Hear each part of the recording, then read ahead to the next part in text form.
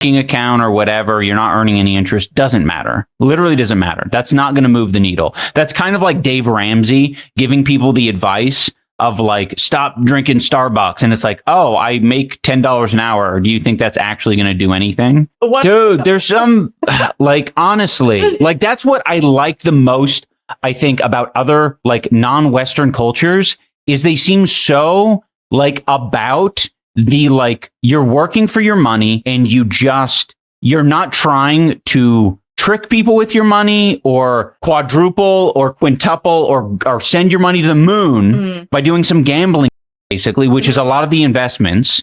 You're just like, I just want my money to represent the labor that I put out there. What's going on, y'all? We got a few things to talk about today, but first, let's talk about iDubbbz trying to go after Moist Critical, apparently saying that he's connected to the alt-right pipeline. What the heck is he talking about? The thing that kind of first stands out to me is that I never perceived 2016 iDubbbz to be ideologically like right-wing or ideologically hateful in the way that those other two are. Like, it's part of the pipeline, though. It's the same reason people wouldn't say Charlie, Moist Critical, is right-wing or like as ideologically fucked out there as like a Nick Fuentes or even Asmongold, right? Like, yeah, exactly. He holds some space for the people in his audience who might have some differing opinions. He doesn't make it clear, like, I don't want you in my fucking community, like outright. And, you know, I get it. I get the hustle. I did it for a while. But it is a little bit of cope. And I understand why people don't want to take the path that I took, because it breeds a lot of hate. I do believe that iDubbbz is trying to get Moist Critical's attention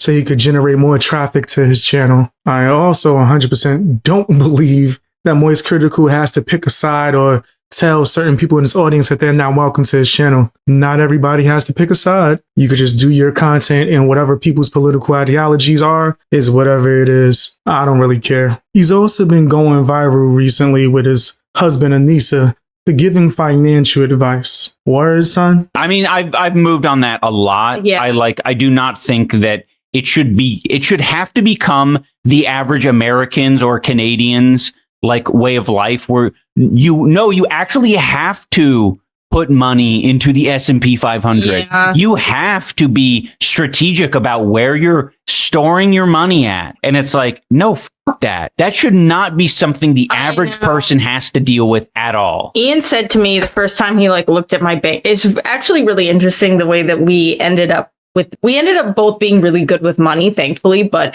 he didn't look at my bank account and I didn't look at his bank account until we were like 2 years into being married. And then Ian said to me once, he was like, what did you say? You're like, make sure you're saving enough money for taxes. And I looked at him and I was like, what? You don't think I save money for taxes?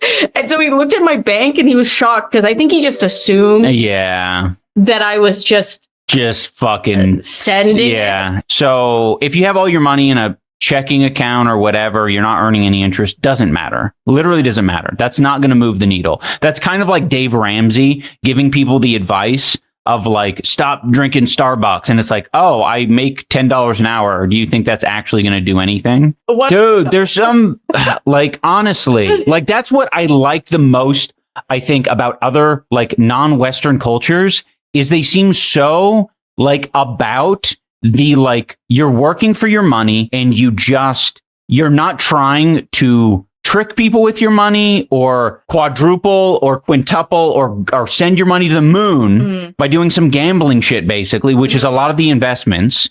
You're just like, I just want my money to represent the labor that I put out there. If you're willing to take financial advice from iDubbbz, there's a homeless guy that lives across the street from you named Stewie. He's willing to do your taxes. The financial YouTuber Caleb Hammer got into beef with D'Angelo Wallace, a drama YouTuber, and it got pretty bad. Accused him of was uploading misogynist thumbnails, misogynist titles, constantly referring to the women on the shows as the B word, etc. And Caleb says, we tell them how crazy the episode's gonna be and how the thumbnails and titles are gonna be, and we ask if they're okay with it. They consented, you didn't, you don't matter. It doesn't matter what you think, you fucking weirdo using my name to get views. What is wrong with you, you pathetic fuck who can't do any research whatsoever? You're a loser. Oh, it's bad.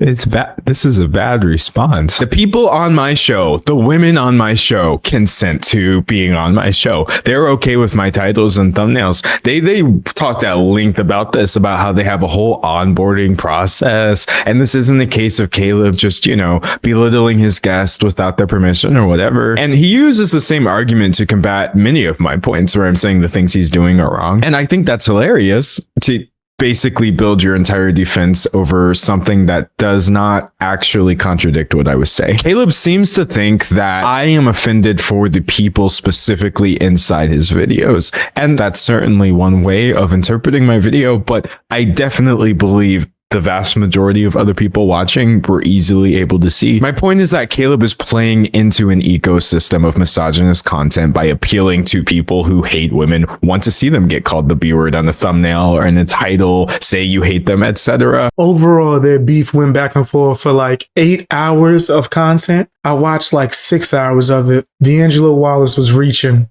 100%. He was trying to just cater to his quote unquote woke audience, while Caleb, he just had a very bad response. He was even going after his audience. People in the comments was like, hey, maybe you shouldn't be reacting like this. Shut up, I'll destroy your life. You're going to end up like D'Angelo Wallace. I'm going to destroy you, son. Like, he turned it into a pro wrestler. He was like, oh yeah, brother. Once you snap into a Slim Jim, it's going to be over for you. I'm like, calm down, Caleb. Damn. So it definitely didn't make him look right. But overall, if we're just talking about the situation, I think D'Angelo Wallace was in the wrong for calling him out when he had nothing to actually call him out for. The response from Caleb was extreme. A streamer by the name of Darkside Phil that's known for e-begging has been making headlines recently. What for? E-begging. That's what he's known for. I said it in the beginning. Going crazy. And the thing is, people that were there were cheering for me and were like, yeah, good job. And the attendance was good. But during the entire time I played Call of Duty, that was 3 hours of Black Ops 7 today, I only got like $20 of support. That's not an exaggeration. It was like 3 hours of gameplay, $20 of support. No one supports Call of Duty. Seriously, it's bad. It's to the point now where like, I've tried playing Black Ops 7 so many times, like 3 or 4 different times, and it keeps just not getting supported. I'm not sure if he realizes that nobody owes him anything and that any donation that he gets is a blessing, but go off, sis. I think this is definitely a poor way to handle live streaming, and it shows your audience that all you care about is money, not their entertainment, their well-being, nothing. It's pretty nasty. Do me a favor, guys. Make sure you subscribe to my second channel, where you could get access to my live stream clips and a lot of other dope content that you won't be able to see on this channel. The link will be in the pinned comment. Check out yesterday's video too as well.